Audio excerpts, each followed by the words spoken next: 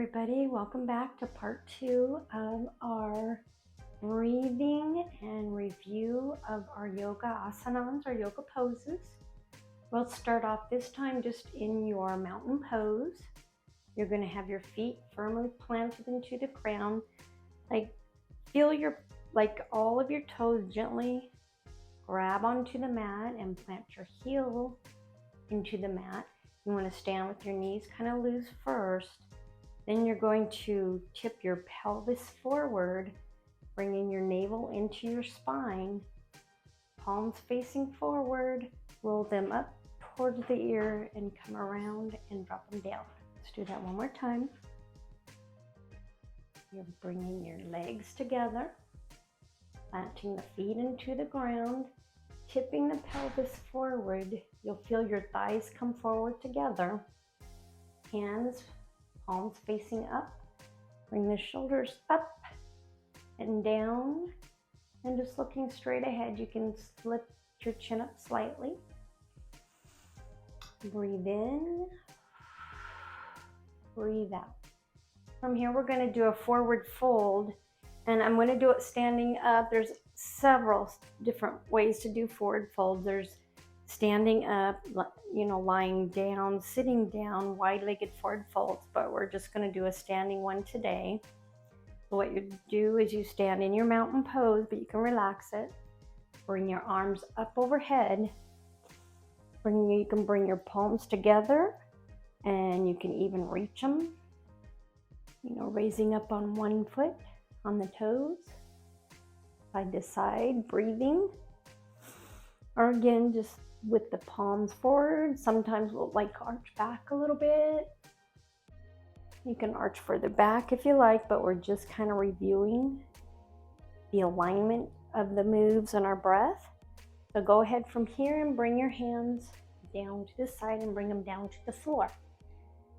And if you can't come all the way down, you're welcome to stay here in your halfway lift. When you're halfway lift, you want your hands at your thighs or your knees, depending on your height and stuff, whatever's comfortable for you, but keeping the flat back, looking straight ahead, or you can also look down at your mat. Come all the way down.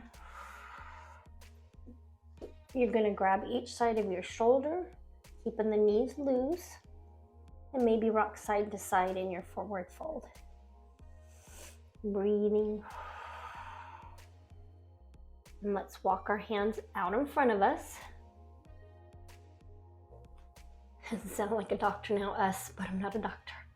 Okay, again, planting the fingerprints into the mat. You're gonna step your feet back a little bit. Have them about hip width apart, and there's different variations to do of this too. This is your downward facing dog. You're gonna gently bring your chest, pushing it back into your legs. And then you can pedal your feet out sometimes. Remembering to breathe. Maybe let the head drop loose, relax the neck.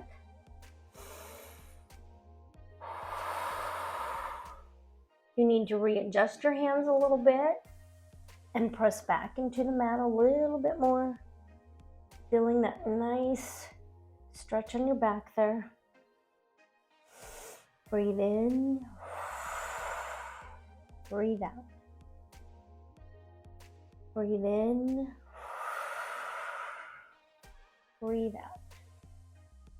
From here, you're going to slowly walk your hands out in front of you, and then bring your foot back over into a wide forward fold. Like I said, there's several different forward folds, but this is our wider forward fold. Bring your arms out in front of you, and then relax your shoulders and your head down. Breathe in. Breathe out. And then slowly walking your hands back in. You can bring the hands to the hips and then slowly walk back on up. Okay, now we're going to go back into our downward facing dog. So get yourself in your downward facing dog, pressing back, And then from here, you're going to bring one foot back, then the other foot back, gently coming down into your plank pose where you're navel to spine.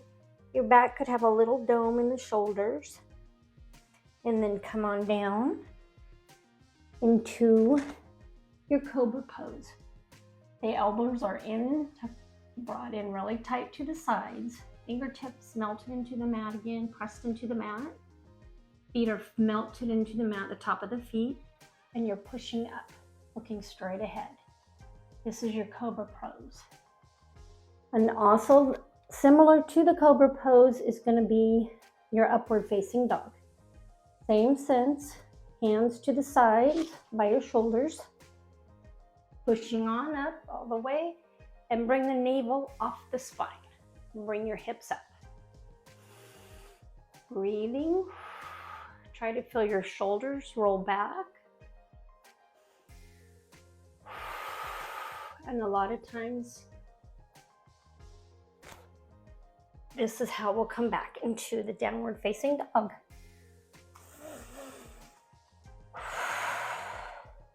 Another pose from this downward facing dog.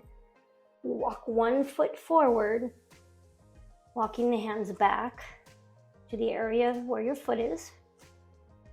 You can be up on your fingertips or flat, and then press back into your hip. Breathe in.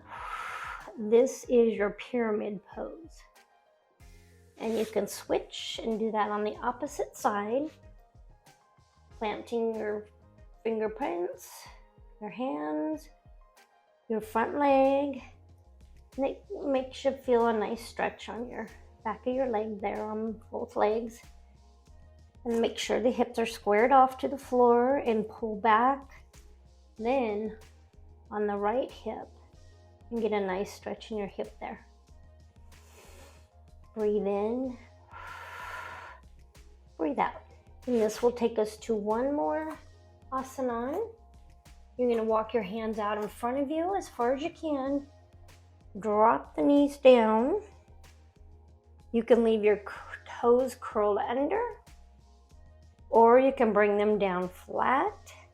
Walk the knees back. And bring your arms down like a couple of railroad tracks. Your elbows. Make them really melt into the mat. Slide your legs back as far as they can go. And you're going to come down. You can rest your forehead on the mat into your puppy stretch. Breathe in, breathe out, holding your navel to spine, of course. Feel a nice stretch on the shoulders. Sometimes you can even kind of wag your hips side to side. Feeling a nice stretch on the hips. And again, you can bring your navel down like a magnet's pulling it to the mat and feel a nice arch rounding the tailbone up. Breathe in, breathe out. And you can walk on up.